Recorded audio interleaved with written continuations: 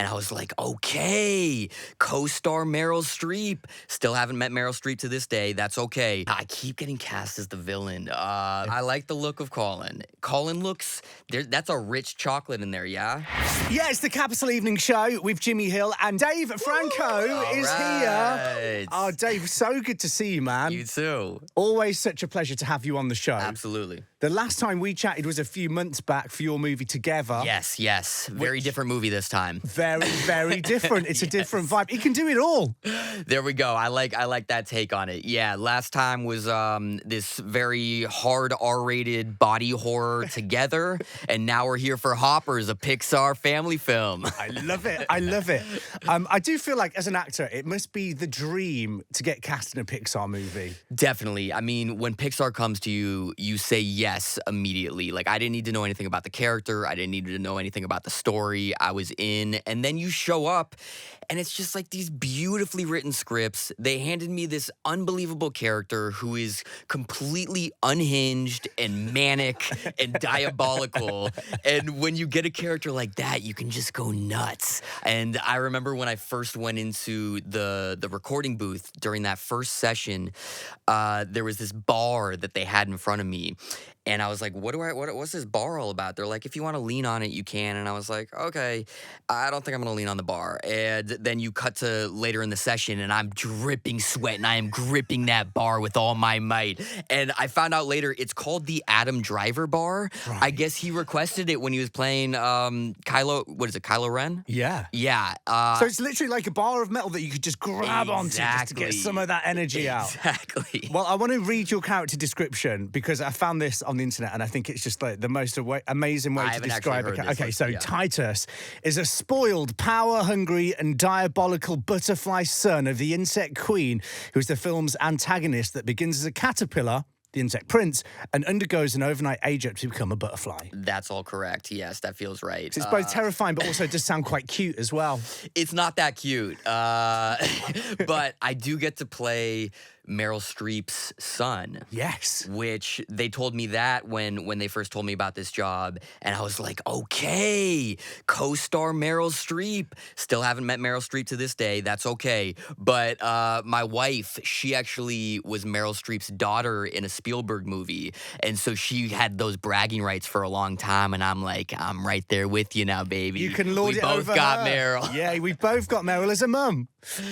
So you didn't get to meet Meryl IRL in real life. Yes. How does it work, the production of this? Are you like in a little booth? Can you like, do they animate it to your voice, or does it work the other way around? You know, we usually do a handful of sessions before I really see any of the animation, and then it's a very long process. I mean, this movie from start to finish, our director has been working on it for 6 years. No way.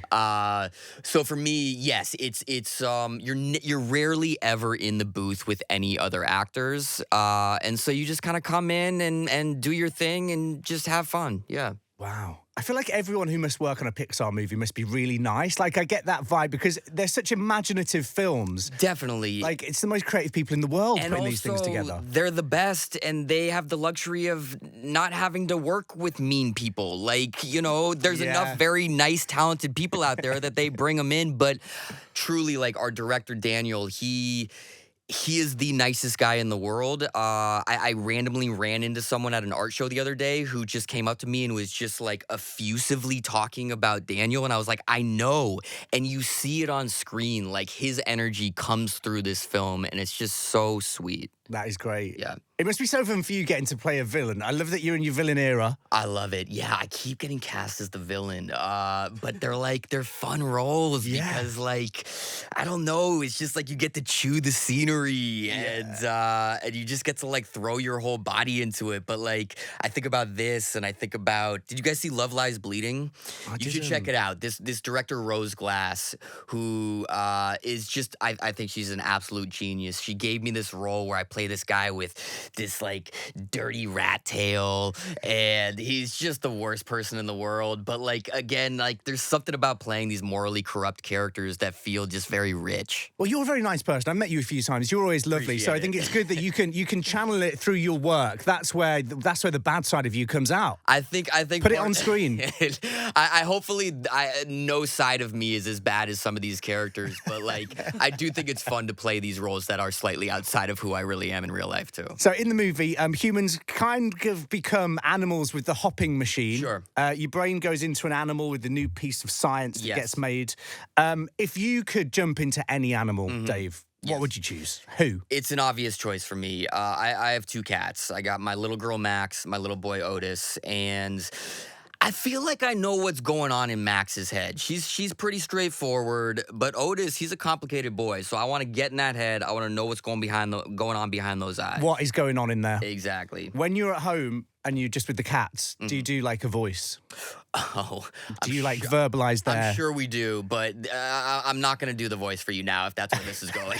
I wouldn't want you to. That's for you. That's your personal thing. I'm sure we have our tonations that we use when we're just talking to our cats. Everybody with a pet does it, Dave. Have you heard of Colin the Caterpillar? Dave. Go on. So Colin the Caterpillar is a British institution. I wish I had one that I could give to you, but it's a caterpillar-shaped cake. Okay. That we all go crazy for in the UK. Is it always like the same flavor? It's always chocolate. Okay. It's actually a really delicious cake. Okay. But any sort of, like, particularly in an office, like any office birthday, people love the Colin. Everyone's getting the Colin. Everyone's getting the Colin. So I'm thinking, Pixar, there's lots of merch that goes with Pixar movies. Yes. Maybe they could do a Titus cake. There's a whole Colin Pixar movie in the works? Or we turn Colin into a movie. That's what I'm saying. Yeah, come on, we're going bigger. We're shooting for the stars Colin, here. I like the look of Colin. Colin looks, that's a rich chocolate in there, yeah? It's dense. You would love it. Okay. I'm going to get, next time you're on, I'm going to get you on. I promise you. Dave, so good to see you. You too, always. Thank you so much for being on the show with me tonight. Yeah, man. Pixar's Hoppers is in cinemas tomorrow. Make sure you go and see it, and see it on the big screen as well. Yes. It's such a fun movie. Dave is brilliant in it.